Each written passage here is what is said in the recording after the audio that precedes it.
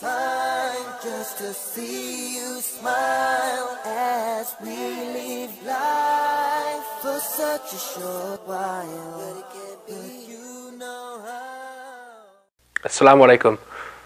My name's Haroon. I'm just here to discuss today about my journey into Islam and everyone else's thoughts about it. But my story, it starts probably from when I was 10. You know, I'd never heard of Muslims before in 2001. So the first thing I thought about Muslims were terrorists, you know. Because then the next thing I know, the media's coming out on 9/11 saying that Muslims blew up Twin Towers. So as a 10-year-old, you're like, what is this? Who are these people? And then being young, you go by what everyone else has said. But then growing up, I went to school with some Muslims, but I didn't know they were Muslim because they didn't openly practice, they didn't openly say it, but you knew there was something different. And then when I was 17, I was baptised and converted to Christianity because I knew that there was one God, but at the time I thought that Jesus was his son. But then growing through Christianity, I thought, wait a minute, I'm reading these scriptures.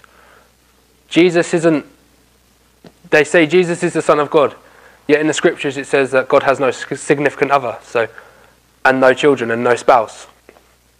So then I thought, you know, something really weird going on here.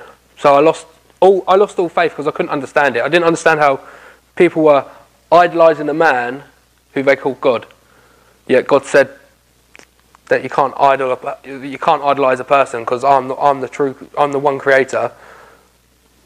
All these things, it's just wrong. So I lost faith in Christianity, and then when I turned 18, I kind of went through a really rough patch. I was diagnosed with depression, anxiety, and I didn't know how to control it. So from there, I went on to really heavy drug taking. You know. It's fair to say I was probably addicted. I was taking Class A drugs six nights a week and drinking 5 nights a week. And that went on for nearly 3 years. So for 3 years of my life, I didn't see anything other than drugs and alcohol. I didn't see my family. I didn't see no one. And then I got a job. You know, I started working in care, working night shifts in a care home. And then, alhamdulillah, my wife now, she got the job in the same place. And she was the first practicing Muslim I'd ever met. You know, she didn't say she was Muslim. We'd worked together for 4 months before I even thought that she was Muslim. You know, the reason why I thought something not right here, it was during the month of Ramadan. And she was fasting. So I was like, why are you fasting? I was like, why are you not eating? You know? She's like, I can't. I was like, what do you mean you can't? There's something seriously got to be wrong here. She's like, no, it's my religion. I was like, all right, so what's your religion? And she told me that she was Muslim. I was like, so initially, Muslim, me being swayed by the media and everything, I thought terrorist. But then the grown-up me, well, slightly grown up, said, just ask questions, you know. You've got this conception of a religion and these people, yet you now have this opportunity to talk to one of them. So I was like, all right. I asked her a question. I was like, so what's it all about? Tell me. And she was just saying, she was like, it's just belief in one God, but there's no, he has no significant other, and that he has no children. I was like, wow, so that's what I believe in. And then probably a week later, she come in with loads of books, and a little pocket Quran. So I started reading. This was in the July. So I started reading all these books, opened them up. I was like, there's something seriously wrong here. Why do they believe in Adam and Eve? Abraham, Moses, Jesus. I'm looking at it going, this can't be a religion. This isn't the religion that I know. You know, why do they believe in what I believe in? It confused me. So then I carried on reading, and then It's carry on reading through these little books, and it says that Jesus was sent down as a messenger. He's not the Son of God. You know, he's not God. I thought, wow, all these little things which I could not understand in Christianity were suddenly fitting into place through Islam. And then I thought, so I'd done this reading for about 4 months. But one thing I'd never done was open this little pocket Quran that she gave me. I'd always left it on top of my wardrobe. I was like, all right, you can stay there. Too scared, you know, I didn't want to open it. And then one night I was reading. I remember this night. I was laying in bed, reading the books I was given. It was raining and it was a thunderstorm that night. I was laying there. I went, all right. I just suddenly closed the books, didn't think nothing of it, and went, looked up to my bedroom ceiling and went, go on, give me a sign. Next thing I know, I had this sudden urge to go and pick up the Quran. So I picked it up. I went, all right, it's going to be weird. I don't want to know what's in there, because I was very worried of what I was going to read, because it's one thing as growing up that non-Muslims don't do. You know, they know verses from the Bible, but in the Quran you don't know nothing. So the first thing I done was just open it to a random page, straight to Surah Taha, and the first thing that was said to me was, this book was not sent down to be feared. The next thing I know, I'm just like, what? What's just happened? You know, I've looked at this Quran, I've gone for weeks, I don't want to open it. I'm scared to see what's inside it. And the first thing first line I read is that it literally blew me away. And then about 3 or 4 days later, back in work, I spoke to my wife now and I went, it's time. I went, I need to be Muslim. I was like, what do I need to do? And then on the 24th of October 2012, I took my Shahada live on Islam channel. And since that day, everything has changed. Literally, I stopped taking drugs, I stopped drinking, didn't think of any of that, you know, because I now had a purpose in life, that my purpose is to please my Creator, you know, to follow the teachings which have been set down.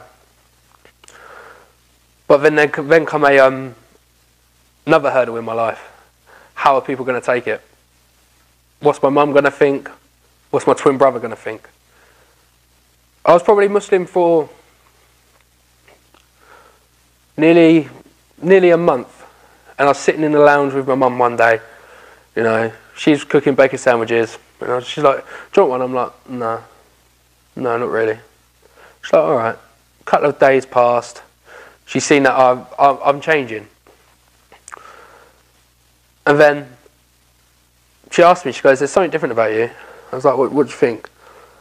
And she goes, "I've seen what you've been reading." She goes, "Are you Muslim?" At that point, I went, yeah, I am. And her reaction at that time was, to be honest, I thought, oh my God, here I am, going to get a kicking or something. But she was pleased. She goes, there's got to be something good in there, because you've changed as a person, you know. You now show me the respect that I've always brought you up to try and give me. You've stopped all this drinking, you've grown up, and this is just in the space of a month, you know.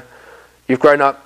I was spending time with my family, I was giving my brothers, my mum, all the respect they deserved. I was actually on the right path. And then after that I was like, alright, now my mum knows, I now feel confident that I can openly say it to people.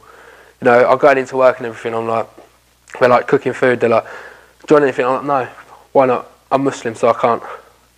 And you can imagine what it's like when you say it to your best friends for the first time ever. I'm Muslim, I'm not going out drinking tonight, I'm Muslim. What do you mean you're Muslim? Why are you one of them terrorists? It's like, alright, you have your conceptions. I just say to them, that is what you think, but I've done the reading. I was like, if you want, I can give you something to read. And it shows you a completely different light into what Islam is. And then next thing I know, it's like, no, I don't want to do that, F this, F that. I think altogether I lost probably about 2/3 of my friends, but to be honest, from what you lose there you gain 1.7 billion people as part of your family. Because now I could go down the street, I see a Muslim, give him my salams, and they'll look at me like, wow. You know, because you know for a fact that you now have respect from everyone else, and they know that you're giving them respect.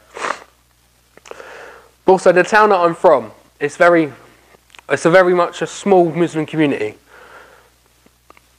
In, say, probably about 60 miles, there was 3 reverts, well, converts to Islam, and I was one of them. And it was hard, very, very hard to ask what was going on, if you wanted to learn. But recently I've moved up to Dewsbury.